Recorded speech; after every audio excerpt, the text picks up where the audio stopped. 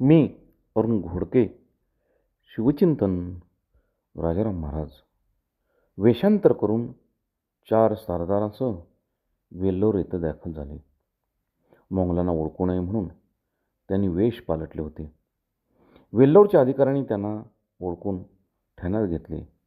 हर्षराजेंच्या पत्नीने काही वेळा त्यांना वेषांतर केलेल्या मराठांना ओळखले नसावे.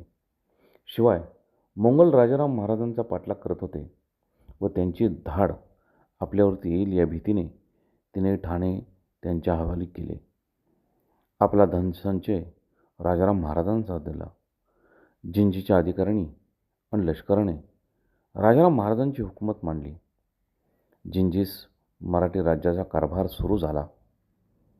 या ठिकाणी शिवाजी महाराजांच्या दूरदृष्टीचा प्रत्यय येतो. कारण शिवाजी महाराजांनी कर्नाटक मोहीम घेऊन जिंजीस मराठी सत्ता स्थापन केली होती.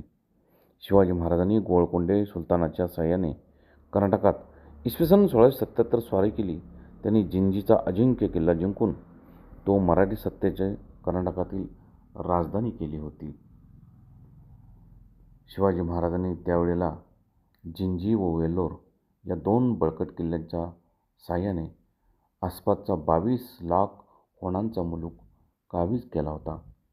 याची नोंद इसवी सन 1689 मार्टिनने डायरी लिहिली. त्या डायरीमध्ये सापडते. बहुत काय बोलणे. राम कृष्ण हरी.